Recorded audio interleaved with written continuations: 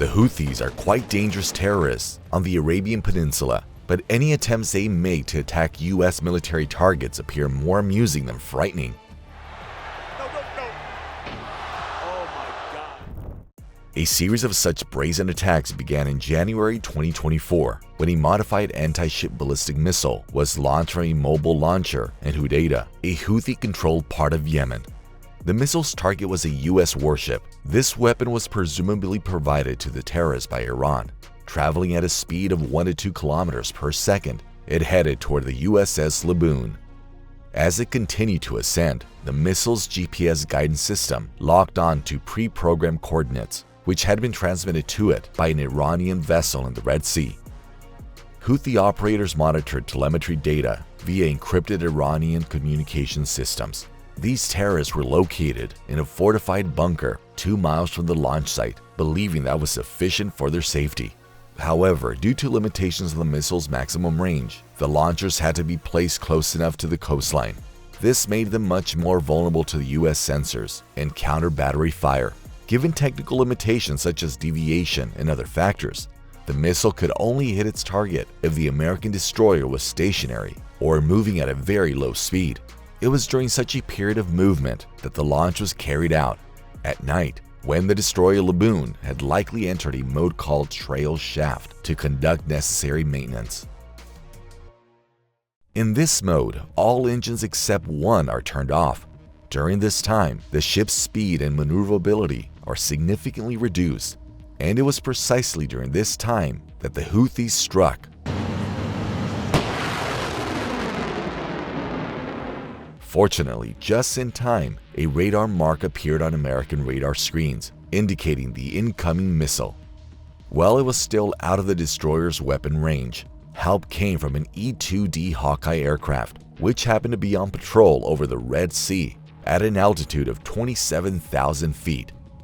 Just seconds after the missile was launched, its massive ANAPY-9 radar dome detected the threat, its course, speed, and flight trajectory. The Hawkeye crew almost instantly began transmitting missile trajectory data via Link 16 to the Laboon as the missile gained altitude. Since the Hawkeye has with the Laboon what is known as cooperative engagement capability, the aircraft can continue transmitting target data to the destroyer and use this data for fire control calculations, even if the ship cannot see it with its own sensors. They now had only 30 seconds to respond. As the Houthi missile reached its peak altitude, it flipped and began its terminal dive phase. However, the US radar showed a deviation from the course of about 10 miles. After all, the Houthis lack experience in using the weapons that Iran provides to the terrorists. Meanwhile, the experienced crew of the Laboon had begun emergency engine startup immediately after receiving the attack alert. The ship abruptly shifted from a speed of 3 knots to more than 30 knots. Soon, the crew saw the missile harmlessly fall into the water, 12.5 miles away. Now, it was important to locate the launcher. The E-2D Hawkeye would help with that. The aircraft already had a general direction from which the missile came and focused its radar to begin scanning that part of Yemen. Soon the Hawkeye locked onto a video stream from 4 Houthi drones flying in formation. The Houthis had sent these drones as a kind of forward observer to witness the missile impact. These drones allowed the Hawkeye, with additional support from other tracking systems, to identify and track the targets within about an hour. The terrorist coordinates were sent to a strike group of American pilots. A couple of hours later, 2 FA-18 Super Hornets took off from the deck of the USS Eisenhower. They were followed by 2 more F-18s.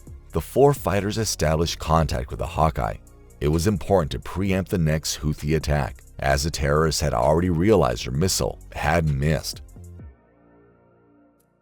But as the F-18s headed toward Yemen, the Hawkeye reported that the coast was clear and the Houthis were not attempting to attack.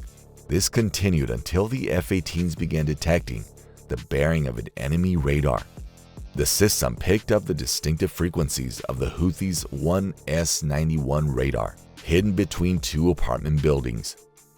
Pilots needed positive visual confirmation before executing an attack due to the rules of engagement, so the advanced targeting forward-looking infrared pod came into play.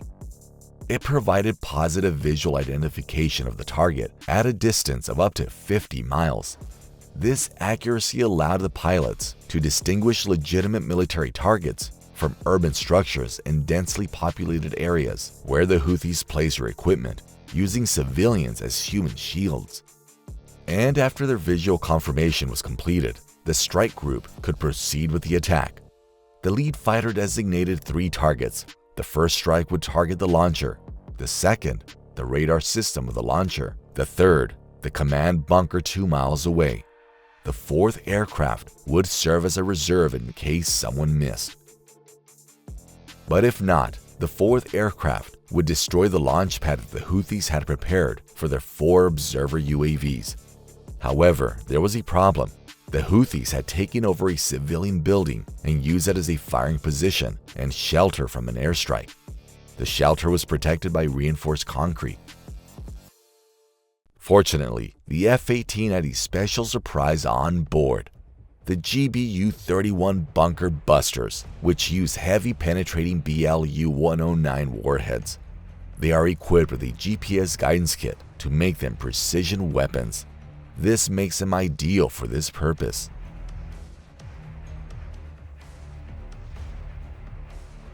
Even one of them is enough to break through the protective shell around the launcher. The BLU-109 warhead weighs a total of 2,000 pounds, with 550 pounds of powerful explosive, which in enclosed spaces creates a blast that destroys everything inside the bunker. In addition, the warhead was a delayed action fuse to break through the upper concrete ceiling and detonate exactly where the damage will be the greatest. The bombs are dropped, and soon the first warhead penetrates all 6 feet of reinforced concrete before detonating, creating a massive internal pressure wave that collapses the entire bunker from within. The second bomb hits a radar installation on the street above it. 2 strikes within just a few seconds. While this is happening, the 3rd aircraft turns and targets a command bunker inside a cave on the outskirts of the city. The Houthis try to evacuate, but it's too late. After the destruction of all 3 primary targets, the F-18s transmit live video feeds of the strikes to the strike group's command headquarters aboard the aircraft carrier, nearly 75 miles away. The targets are destroyed, so all that remains is to hit the UAV launch site. One F-18 breaks formation and heads straight for the shallow dirt bunker that the Houthis had dug in that parking lot. It struck with precision. After destruction of the targets, the last aircraft rushed back to rejoin the formation, then headed back to the Red Sea. A successful mission, but the lesson wasn't enough to deter the terrorists for long. Over the following months, the Houthis behaved with increasing defiance. They launched strikes against Israel, continued to terrorize the population of Yemen itself, and threatened international trade by attacking ships within range of their weapons. Therefore, in April 2025, American Super Hornets were sent on a mission. They were tasked with delivering 16,000 pounds of precision-guided munitions to a fortified Houthi facility buried beneath hills outside Sana'a, Yemen. The delivery was a culminant in an impressive detonation of the payload. The destruction of this terrorist base was expected to deal a blow to their combat capabilities and at least slightly improve regional stability. Why? Because American intelligence had identified this site as a command center. The operation to destroy it was likely conducted at night, but it didn't begin with strikes. It started with preparation. 2 EA-18G Growler specialized electronic warfare aircraft took off and, after some time in flight, took up positions along the coast of Yemen to create an invisible corridor through Houthi air defense systems. It was a very risky plan, but feasible if the Americans used truly advanced technology, the next generation jammer. Radar stations around Sana'a were suddenly filled with phantom targets in all directions as jamming systems created ghost aircraft. Some terrorist operators were likely desperately trying to sort real contacts from fake ones. while others attempted to switch frequencies. At least, that's what professional military operators would have done. But the Houthi operators were, above all, terrorists, so they acted less rationally and more impulsively. They turned their detection radar to full power. A fatal mistake. Exactly what the Growlers were waiting for. Under each wing, they carried the ANALQ-249 Next Generation Jammer. It operates in the 2 to 18 GHz frequency range, which precisely matches the bands used by 93% of Houthi air defense radars. Each pod generates enough effective radiated power to be directed straight at the enemy radar and neutralize it. These focused energy pulses are so powerful that they reach enemy radars and jam them. Thus, after operating for just a few minutes, the Growlers created a 40-mile wide electronic safe corridor. Now the strike aircraft could operate virtually invisible to enemy defenses. Meanwhile, the formation of Super Hornets approached from the southeast, flying over the Gulf of Aden before turning north towards Sana'a. As they crossed the Yemeni coast, the pilots put their aircraft into a steep climb to 35,000 feet, well above the effective range of any surviving Houthi air defense systems.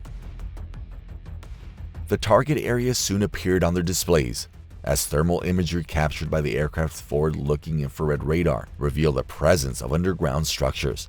The lead pilot designated 4 separate aiming points. In a fraction of a second, the F-18's combat systems calculated the optimal strike angles to inflict maximum damage. The strike followed. With what? The bombs you see falling here are GBU-31 JDAMs, an updated version of the US military's primary air-to-ground precision weapon. For this mission, technicians installed a 15-millisecond delay fuse, giving the steel casing time to penetrate through 6 feet of reinforced concrete before detonating the 550-pound warhead inside the terrorist facilities.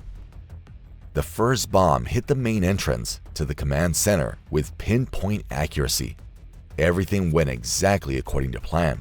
In the enclosed spaces of the underground complex, everything was destroyed by the colossal force of the blast wave, the searing heat of the explosion, and pressure difficult to even imagine. To grind all the contents of the Houthi base to dust, the strike used a follow-through targeting tactic. Bombs fell on the same entry points at 3-second intervals. Each strike punched deeper and deeper.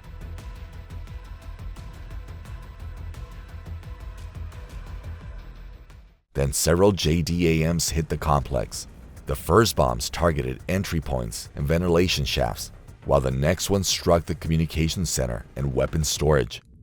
8 separate explosions blanketed the hillside, followed by a massive secondary detonation when stored munitions ignited.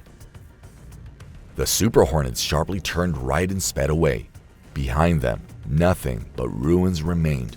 Real-time damage assessment showed that the entire central section had collapsed inward, and the tunnel systems were sealed by the thousands of tons of debris.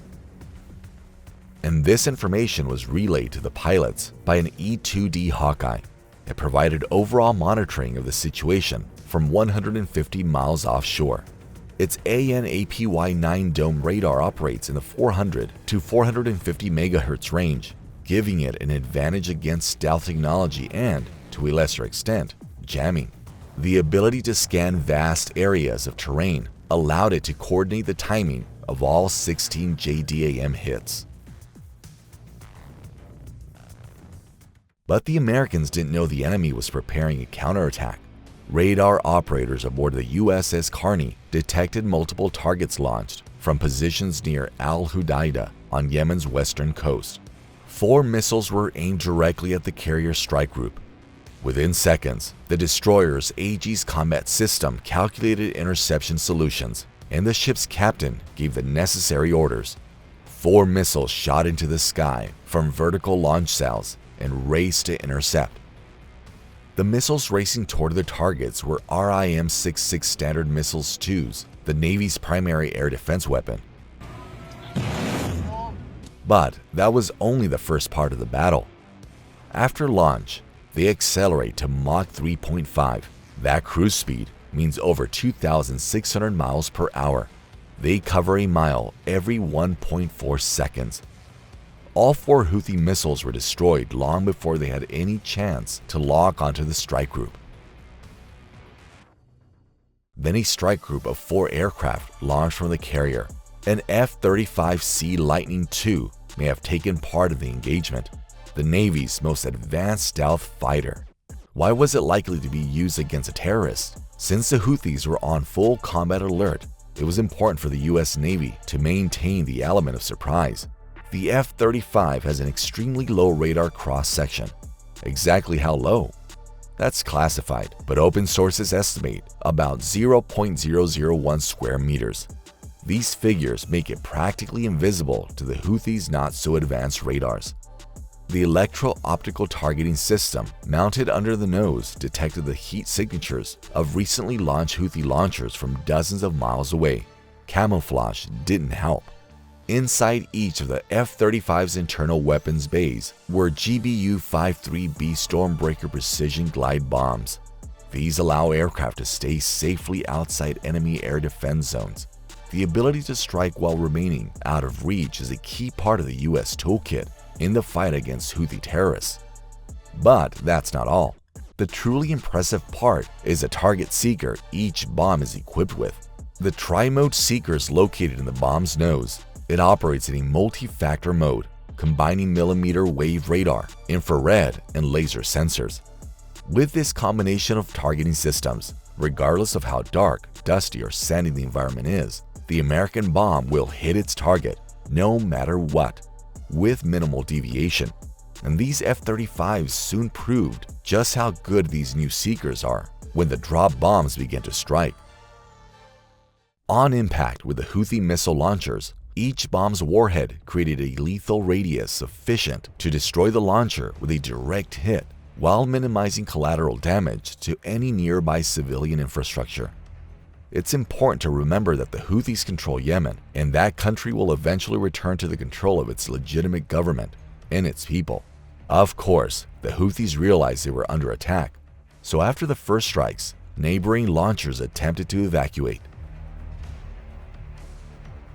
But they were in for a surprise. Stormbreaker bombs have a two-way data link, allowing them to receive target updates mid-flight and track moving targets, a key feature and advantage of this expensive but highly effective weapon. The F-35 receives data from the first bomb and transmits updated coordinates to the next wave. Smart weapons, an expensive toy, yes, but one whose effectiveness fully justifies its cost.